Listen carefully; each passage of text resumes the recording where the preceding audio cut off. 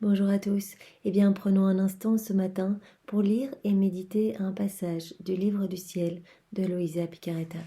Au nom du Père qui m'a créé, du Fils qui m'a sauvé et du Saint-Esprit qui me sanctifie. Amen. Jésus, je me plonge en toi dans ta divine volonté, je m'unis à toi, je m'identifie à toi, je me consume en toi et je te demande, Jésus, eh bien, de venir tout faire à travers mon humanité que je t'offre ce matin en gage de mon amour pour toi. Viens, Jésus, mets tes mains dans mes mains. Mets tes regards dans mes regards, place chacune de tes paroles dans ma bouche, vraiment que ce soit tes paroles qui viennent toucher les cœurs autour de moi.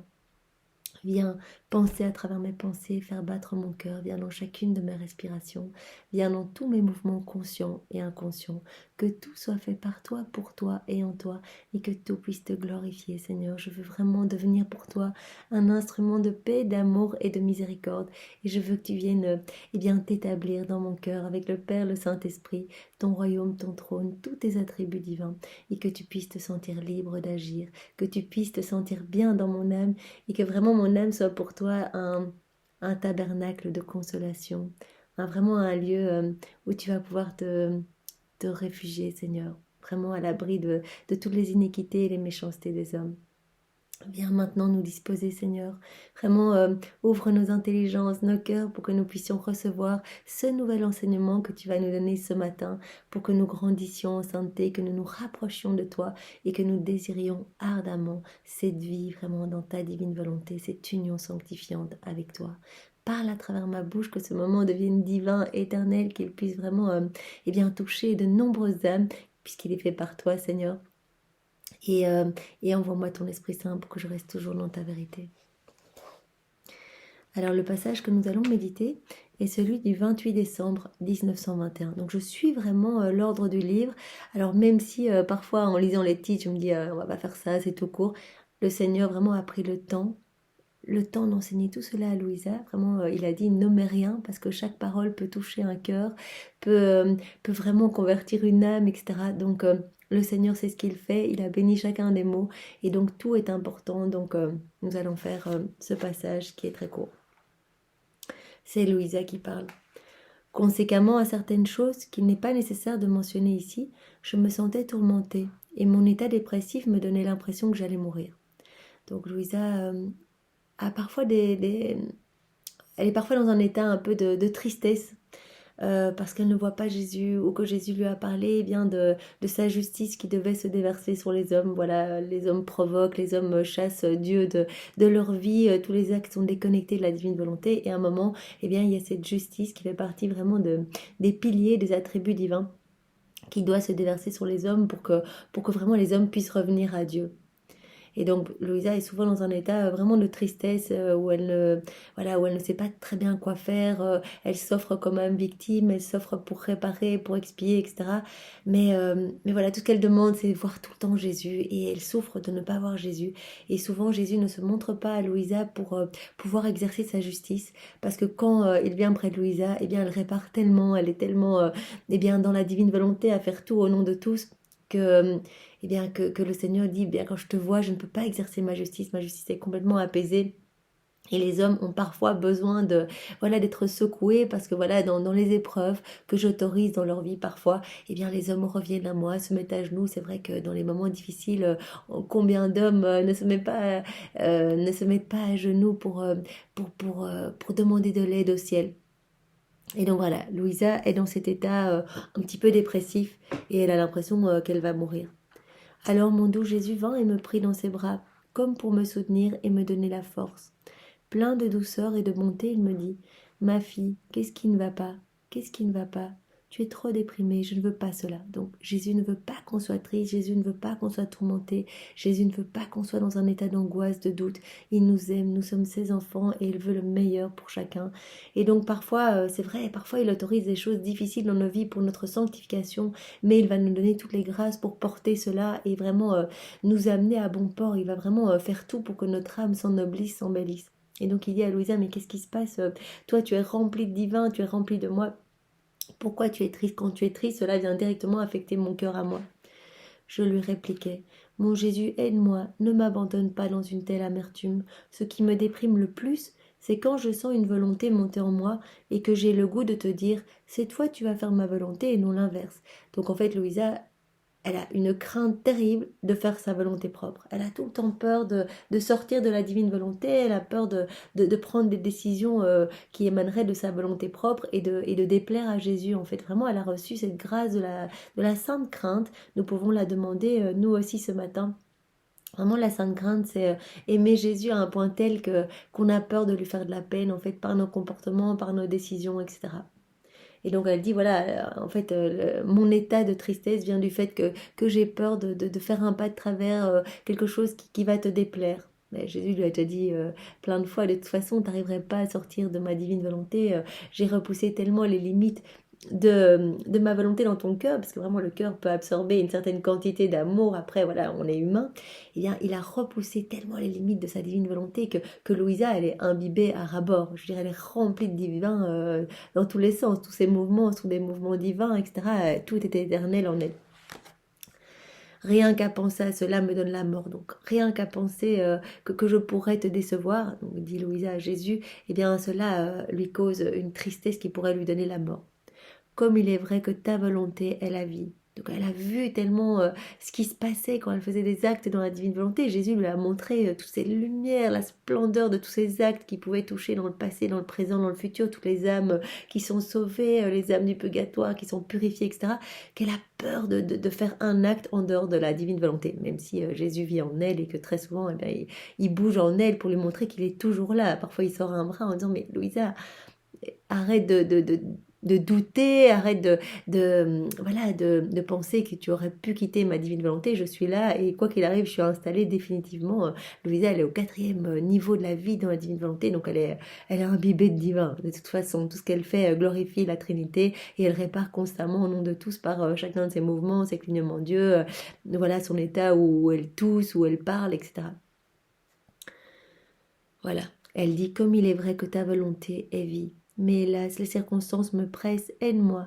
Et j'ai éclaté en sanglots. Donc elle croit tout le temps voilà, qu'elle déçoit Jésus. Je pense que c'est vraiment, elle a reçu cette grâce, eh bien, de se voir toute petite et elle a vraiment envie de laisser toute la place à Jésus dans son cœur. Et donc elle a peur en fait que sa volonté puisse reprendre le dessus. Jésus, laissant mes larmes couler sur ses mains et me pressant davantage contre lui, me dit, ma fille, prends courage, ne crains pas, car je suis entièrement avec toi. Je suis entièrement avec toi. Je suis tout le temps avec toi. Je suis tout le temps dans ton cœur. C'est moi qui agis à travers chacun de tes mouvements, chacun de tes regards, toutes tes paroles. Donc tu dois pas craindre. Dès que tu crains, eh bien, tu me fais de la peine. En fait, tu viens vraiment oppresser mon cœur qui est déjà outragé par tous les mauvais comportements des hommes, tous les actes dissociés, déconnectés, toutes les mauvaises paroles, les sacrilèges, les blasphèmes. Ne crains pas. Tu es mon soutien, tu es mon réconfort, tu es mon refuge. Si toi, tu commences à douter, voilà, que tu te poses des questions, eh bien, voilà, je suis triste parce que tu es triste. Donc Jésus, nous sommes câblés à son cœur, dès que nous sommes tristes, il est triste. Dès que nous doutons, il est triste. Dès que nous quittons la divine volonté, il est triste. Et donc voilà, il dit, ne crains pas, je suis entièrement avec toi. Ne vois-tu pas comme mes mains sont belles, portant les larmes d'une personne qui a peur de ne pas réaliser ma volonté? Donc Jésus dit, eh bien, toutes tes larmes, toute cette souffrance que tu ressens d'avoir peur de me déplaire, eh bien, je vais récupérer tes larmes. Elles sont précieuses pour moi parce que quand une âme m'aime, eh bien, vraiment, c'est comme, voilà, Louisa, elle lui manifeste constamment son amour et Jésus dit, mais voilà, pas une de tes larmes n'est perdue et vraiment, je suis touchée en fait en fait, quand tu souffres par amour pour moi, puisque moi, je souffre constamment par amour pour vous. Pas même une seule de ces larmes n'est tombée sur le sol. Écoute maintenant et calme-toi, je ferai ce que tu veux, mais non pas parce que tu le veux, mais comme si je le voulais moi-même. Donc il est tellement attiré par Louisa parce qu'elle vit constamment dans la divine volonté, elle fait tout pour Jésus, elle aime Jésus, elle le glorifie à chaque instant, elle vient, placer ses je t'aime sur toute la création pour amener toutes les choses créées à glorifier la Trinité, etc. Il est tellement attiré par Louisa qu'il dit mais en fait je vais combler ton cœur de voilà de ce que tu veux, mais ce que tu veux c'est ce que je veux puisque t'es imbibé de divin, donc en fait tu penses que c'est toi qui le veux mais c'est moi qui le veux en fait. Est-ce que cela te rend heureuse? Donc nous pouvons continuer, puisque ce passage est très court, sur eh bien, le passage suivant qui va vraiment dans le même sens, où Louisa également souffre de ces absences de Jésus, et vraiment est dans cet état d'amertume. C'est le passage du 5 janvier 1922. Je me sentais très triste et mon doux Jésus, venant vers moi et me pressant contre lui, me dit « Ma fille, ton affliction me pèse sur le cœur, plus que si elle était mienne, et je ne peux supporter que tu sois aussi triste. » Jésus est triste quand on est triste. Il faut vraiment se dire que voilà, tous ces moments où vraiment on ressent des émotions négatives, eh bien, cela pèse sur le cœur de Jésus. À tout prix, je veux te voir heureuse. Je veux voir de nouveau sur tes lèvres le sourire qui traduit la béatitude de ma volonté. Donc vraiment, Jésus dit que quand on vit dans sa divine volonté, normalement, on doit avoir le sourire de la béatitude, puisque vraiment, il nous comble de tous ses bienfaits, il nous donne tout ce qu'il est, tous ses attributs divins, il vient s'installer dans notre cœur, tout est lumière, tout est merveille. Cela ne veut pas dire qu'on ne va pas avoir des croix, puisque Jésus va nous partager tout ce que lui ressent continuellement, mais il veut vraiment nous redonner le sourire. Donc vraiment, cela va être c'est ce qu'il va essayer de faire, vraiment. Parce qu'il est touché par nos moments où nous chutons, nos afflictions, etc. Dis-moi ce que tu veux pour retrouver le bonheur. Est-il possible qu'après un long temps au cours duquel tu ne m'as rien refusé, je ne te donne pas ce que tu demandes pour te rendre heureuse? Donc Jésus dit à Louisa, en fait tu fais tellement tout pour moi, tu es tellement unie à moi que vraiment si tu me demandes quelque chose, de toute façon, c'est ma volonté en toi qui le demandera et donc je te l'accorderai. Je répliquai, mon amour, ce que je veux, c'est que tu me donnes la grâce de toujours accomplir ta volonté. Là, on voit vraiment le degré de sainteté de Louisa. Tout ce qu'elle demande, en fait, c'est de ne jamais quitter la divine volonté. Elle a cette crainte continuelle de parfois, quand elle écrit, elle se dit, mais est-ce que c'est moi qui écris? Est-ce que c'est vraiment la volonté? Parce qu'il faut savoir que, voilà, dans les premiers tomes, les démons se déchaînaient un petit peu sur Louisa, et c'était autorisé par Jésus. C'était une période un petit peu de test, vraiment, pour tester sa constance. Eh bien, elle se demandait si ce qu'elle écrivait, c'était vraiment ce que Jésus voulait. Elle se demandait si elle n'avait pas rêvé tout ça. Elle se demandait si parfois, quand elle voyait l'enfant Jésus se présenter devant elle et lui parler, elle se disait, mais est-ce que c'était pas un démon qui se déguise? Donc, elle demandait toujours à Jésus de faire son signe de croix pour être sûre que c'était bien lui. Donc, vraiment, déjà, on a déjà une petite clé pour, voilà, quand on se sent attaqué, on peut faire notre signe de croix. On sait que le démon n'est pas capable de le faire, et donc vraiment lorsqu'on se signe, ça éloigne toutes les forces du mal. Donc moi je me rappelle quand je lisais les premiers volumes, à chaque fois que j'avais des petits moments de doute, etc., ou des petits moments un petit peu d'épreuve, je faisais mon signe de croix et je sentais directement la force divine me donner sa paix. En fait, je sentais vraiment Jésus qui me donnait sa paix dès que je faisais mon signe de croix. Donc tout ça pour en revenir au fait que Louisa, depuis même le premier volume, elle a peur de décevoir Jésus, et a fortiori, au plus elle avance dans les connaissances de la divine volonté, au plus elle se rend compte que c'est magnifique, et au plus elle a peur de faire un pas en dehors de la divine volonté. Donc elle dit, tout ce que je veux, moi, tout ce que je veux finalement, c'est ce que tu veux, toi, Jésus, c'est que je vive complètement dans ta divine volonté, immergée en toi, et toi immergé en moi, et que tout soit fait par toi, que tout soit fait vraiment pour toi, et que tout soit fait complètement en toi. Voilà, c'est tout ce que je veux, c'est de toujours accomplir ta volonté, cela me suffit. Le plus grand malheur pour moi ne serait-il pas de ne pas faire ta volonté, même dans les plus petites choses? Elle dit que ce serait ça, son plus grand malheur, c'est de quitter, même pour une toute petite chose, même pour un petit acte, la divine volonté. Donc c'est vraiment...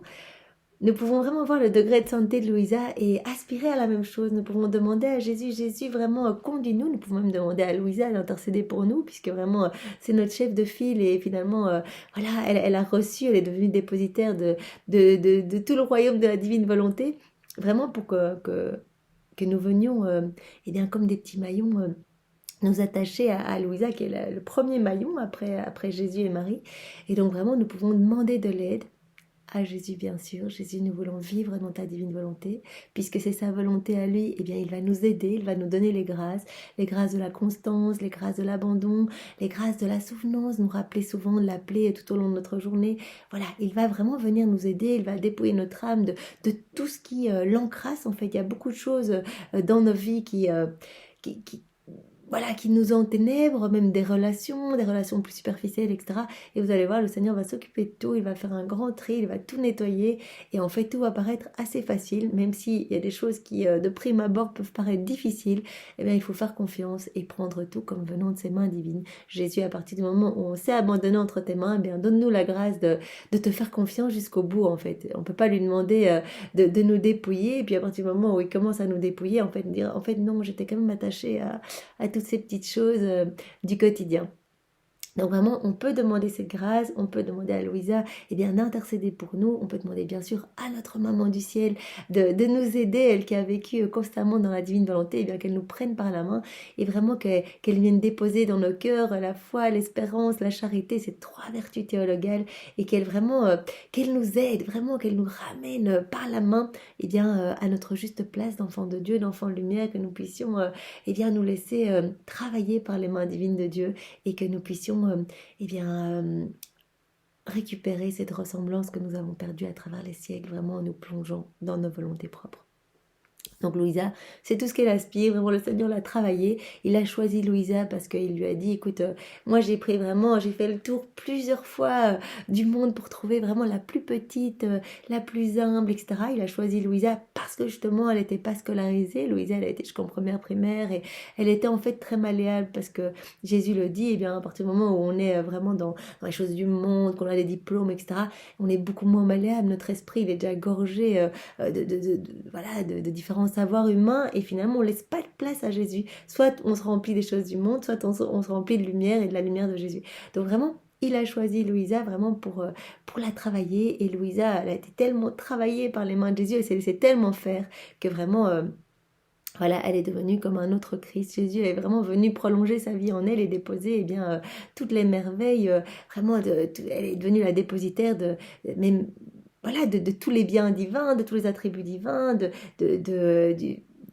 tout ce que Jésus a mis en place dans le fiat de la création, de la rédemption, etc. Et donc Louisa vraiment a reçu cette mission de continuer la vie de Jésus et de rendre gloire au nom de tous, d'aimer au nom de tous, de demander pardon au nom de tous, etc. Donc Louisa, tout ce qui l'inquiète le plus, c'est vraiment de quitter la divine volonté. Donc à tout prix, je veux voir de nouveau sur tes lèvres le sourire qui traduit la béatitude de ma volonté. Dis-moi ce que tu veux pour retrouver le bonheur. Est-il possible, après un long temps au cours duquel tu ne m'as rien refusé, que je ne te donne pas ce que tu demandes pour te rendre heureuse? Donc voilà, Louisa, dis-moi tout ce que je veux, Jésus, c'est vraiment accomplir ta volonté, être constamment dans ta divine volonté. Cela me suffit. Le plus grand malheur pour moi ne serait-il pas de ne pas faire ta volonté, même dans les plus petites choses? Et pourtant, tes propres propositions et ta sollicitude me conduisent là, parce que je vois que ce n'est pas ta volonté. Donc Louisa, elle a peur parfois de prendre des décisions, etc., qui ne sont pas dans la volonté de Dieu. En effet, puisque tu veux me rendre heureuse et vider mon cœur de la tristesse dont il est pénétré, tu veux faire ma volonté. Donc elle se dit, mais regarde, là, je me sens triste parce que j'ai peur de te déplaire. Et toi, tu veux me rendre heureuse, donc tu veux en fait accomplir ma volonté à moi. Et regarde là, dans cette situation, en fait, je quitte la divine volonté et tu vas faire ma volonté à moi. Donc voilà. Elle rentre un petit peu dans des considérations où elle aime tellement Jésus. En fait, c'est ça qu'on doit voir là derrière, c'est son amour fou pour Jésus. Et voilà, nous, on fait tout le temps des actes en dehors de la divine volonté et on est constamment en train de chuter. Mais Louisa, qui est vraiment dans cette pureté divine, qui est remplie vraiment de la lumière de Dieu, le moindre petit grain noir peut vraiment l'effrayer. Donc vraiment, elle demande à Jésus toutes les grâces qu'il faut pour pouvoir rester constamment immergée. Même si c'est le cas, voilà, ce sont ses préoccupations. Ah Jésus, ne le permets pas, ne permets pas que je quitte ta divine volonté. Ne permets pas. Si tu veux me rendre heureuse, ton pouvoir ne manque pas d'autres moyens pour me libérer de mon affliction. Jésus reprit, ma fille, fille de ma volonté, ne crains pas, cela n'arrivera jamais que tu quittes ma volonté, cela n'arrivera jamais. Pas plus que nos volontés ne seront lésées. qui dit quoi qu'il arrive, on va rester nos deux cœurs imbriqués l'un dans l'autre. Voilà, maintenant de toute façon, tu es rempli de moi. Voilà, comme il avait pris l'exemple, il dit dans le passage qu'on a lu il y a quelques semaines où il disait voilà, Louisa, toi t'es comme au milieu d'un océan et t'aurais même peur de quitter ma divine volonté, ce serait même pas possible parce que vraiment, voilà, si tu essaies de te débattre pour essayer de rester dans ma volonté, de toute façon t'es immergé dedans et vraiment au plus tu vas essayer voilà, de t'inquiéter, mais finalement, au plus tu vas être imbibé en moi, et c'est moi qui te donnerai ma paix, c'est moi qui te donnerai la force de tout. Donc il avait vraiment pris cette image de, voilà, ouais, il disait, mais regarde, là, si je quitte ta volonté, eh bien, il dit, mais non, regarde, même si tu te débats pour la quitter, eh bien, en fait, tu t'enfonceras encore plus profondément dans ma volonté, tu ne trouveras même pas les limites de la sortie. Calme-toi et sois confiante. Écoute, mon être est animé d'une force irrésistible de se communiquer à la créature. J'ai tant de choses encore à te dire, tant d'autres vérités que tu ne connais pas. Proportionnellement au nombre de vérités qu'elle connaît, l'âme acquiert de nouveaux genres de bonheur. Puis il dit, mais j'ai tellement à te dire, Louisa, en fait, à chaque fois que je te donne une vérité, eh bien, tes connaissances grandissent sur la divine volonté, et à chaque fois, tu acquiers un nouveau bonheur. En fait, il dit, ce sont des différents genres de bonheur, et en fait, ton âme acquiert de nouvelles joies, de nouvelles beautés, de nouvelles lumières, j'orne vraiment ton âme, à chaque fois que je te parle de ma divine volonté, j'orne ton âme, eh bien, des nouveaux ornements du ciel, des trésors du ciel, et vraiment ton âme devient, à chaque mouvement, à chaque regard, à chaque respiration, ton âme eh bien, se remplit comme le ciel, eh bien, de nouvelles étoiles, de nouveaux soleils, etc. Je suis comme un père qui possède la plénitude de tous les genres de bonheur et qui veut rendre tous ses enfants heureux. Donc ça, c'est vraiment important et je crois que vraiment cette phrase, bien sûr, s'adresse à chacun de nous. Le Seigneur veut qu'on soit heureux, en fait. Il veut pas qu'on doute, qu'on soit triste. Il veut qu'on lui fasse confiance. Il dit, je suis comme un papa et c'est comme si je possédais eh bien tous les types de bonheur, la plénitude de tous les genres de bonheur pour vous rendre heureux. Je sais ce qui va vous rendre heureux. Je sais ce qui va vous élever. Je sais ce qui va vous rapprocher de moi. Parce que moi, je suis la source de la plénitude de tous les bienfaits. Alors, j'ai toutes les clés pour que vous m'aimiez, j'ai toutes les clés pour que votre âme eh bien, déborde de ma paix profonde, de mes béatitudes, etc. Voilà, il dit, c'est comme un papa, s'il voit l'un de ses enfants qu'il aime vraiment et qui est triste et inquiet, il veut à tout prix le rendre heureux et le libérer de ses inquiétudes. Il dit voilà, déjà un papa qui est rempli de faiblesses, on est tous humains, eh bien quand il voit son enfant triste, il va vouloir le soulager, le prendre dans les bras, lui apporter de la joie, du réconfort, et il dit, eh bien moi, a fortiori, eh bien je vous aime d'un amour... c'est tellement inconditionnel, mon amour pour vous est tellement fou que si je vous vois malheureux, eh bien je vais vouloir soulager vos inquiétudes. Comme on a pu le voir hier, eh bien le Seigneur nous demande même de dormir dans sa divine volonté parce que pendant qu'il dormait, eh bien, il venait vraiment apaiser nos inquiétudes, nos peurs, nos doutes, etc. Il venait vraiment nous bercer en fait. Et donc, quand on dort dans sa divine volonté, eh bien, notre sommeil va porter les fruits du sommeil de Jésus où Jésus faisait tout cela. Et donc, il y a beaucoup d'âmes qui vont être rassurées, qui vont récupérer la paix, qui vont retrouver une harmonie dans leur vie autour de Jésus, etc. Donc il dit voilà, si un papa tout à fait normal, rempli de péchés, eh bien il a envie d'apporter de la joie à son enfant. Vous imaginez bien que moi, j'ai envie de tout vous donner et moi je détiens la plénitude de tous les bonheurs, de tous les genres de bonheur. Donc je peux tout vous donner. Il suffit que vous ouvriez votre cœur, que vous vous abandonniez à moi et moi je vais vous combler. Même si voilà, il y a des choses qui vont peut-être se passer dans votre vie et vous allez peut-être vouloir vous rebeller face à ces souffrances, mais la clé c'est vraiment voilà, Jésus voit sur du long terme, voit notre âme, eh bien tout ce qui lui importe, c'est que notre âme soit sauvée, et donc il va regarder le salut de notre âme, notre sanctification, avant ce petit temps très court finalement qu'on a ici sur la terre pour gagner des mérites, pour aimer Jésus, pour le louer, le bénir, le glorifier, et pour lui donner notre vie. Si le Père sait que la tristesse de son enfant est due à l'amour que cet enfant lui porte, alors le Père n'a pas de repos. Donc non seulement Jésus veut consoler tout le monde, même les ingrats, les indifférents, ceux qui ont les cœurs tout fermés, etc. Mais en plus, il voit que eh bien, son enfant est triste parce que il l'aime tellement. Vous voyez, Louisa, elle aime tellement Jésus qu'en fait, que ça la dévore, que vraiment, que quand il n'est pas là, elle en souffre, mais des morts continuelles, comme d'ailleurs beaucoup de saintes qui vivaient, eh bien, quand elles ne ressentaient pas la présence de Jésus, elles sentaient vraiment mais, des morts, mais des souffrances inimaginables. Et donc Jésus, eh bien, partage en fait ce que lui ressent, puisqu'il nous aime infiniment et il ressent toutes ces petites morts de tous nos refus, nos rejets, toutes les fois où on ne veut pas être dans cette réciprocité d'amour. Eh bien, si un papa voyait que son enfant souffrait parce que justement il aimait tellement son père qu'il souffrait infiniment, eh bien, le père serait sans repos pour lui amener du bonheur. Le papa emploierait tous les moyens et ne négligerait aucun sacrifice pour rendre son enfant heureux. Eh bien, c'est ce que le Seigneur fait avec chacun de nous.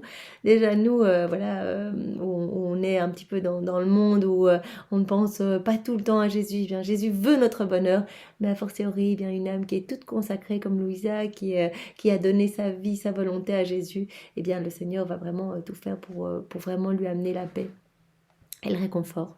Voilà comment je suis. Comme je sais que ton affliction est reliée à l'intérêt que tu me portes, je serai malheureux tant que tu ne recouvreras pas mon bonheur. Donc vraiment, Jésus parle de son bonheur parce qu'il n'y a pas d'autre bonheur qu'en Jésus, puisque vraiment, lui, c'est la fontaine de la joie, de la paix, de l'amour. Voilà, c'est vraiment la source profonde de tout ce qu'il y a de plus parfait. Et donc vraiment, il nous appelle à revenir. C'est vrai que quand on essaye de trouver ce bonheur, eh bien, au milieu des choses du monde, eh bien, Jésus nous l'a dit il y a quelques jours dans un autre passage. En fait, ça va être une fausse paix. Vous allez ressentir peut-être une paix un petit peu provisoire, voilà, en faisant des exercices de méditation, du yoga, en allant voyager, en achetant une nouvelle voiture, que sais-je. Eh bien, ça va être une paix factice, en fait, une fausse paix qui en fait, viendra insigneusement glisser un poison en vous, parce que vous allez tout le temps avoir besoin de ces choses matérielles pour vous amener cette paix qui n'est que temporaire. Tandis qu'avec moi, vous allez avoir vraiment la paix et la joie profonde. Donc revenez à moi, et moi, je m'occuperai de tout. Je suis votre Père, je vous aime, et comme il a dit à Louisa, moi, je suis inquiet, je veux que vous soyez heureux, je veux que vous soyez vraiment nettoyés de tout doute, que vous vous laissiez vraiment porter eh bien, à la manière d'un petit nouveau-né. Et vraiment, moi, j'aime bien l'idée de me dire, eh bien, le Seigneur, c'est mieux. Je lui fais confiance, je l'aime et je me laisse porter en fait. Voilà, tant pis si je dois vivre des choses comme ça maintenant. Je sais que lui, il a un plan et que ce sera de toute façon pour un mieux et que voilà, ce qu'il va me donner à porter, eh bien, cela va porter des fruits pour sauver des âmes, pour sauver mon âme, voilà, pour le glorifier. Donc ça c'est magnifique. Donc Seigneur, ce matin, nous te demandons plus de confiance pour que nous puissions revenir, nous abreuver à la source de tous les biens et que tu puisses nous donner vraiment ta vraie joie et ta vraie paix et ton bonheur à toi, puisque tu te dis que tu es la source de tous les genres de bonheur. Merci Seigneur, avec tes remerciements, sois loué, béni et glorifié dans ta divine volonté, au nom de tous. Bonne journée à tous, passez une belle journée, au revoir.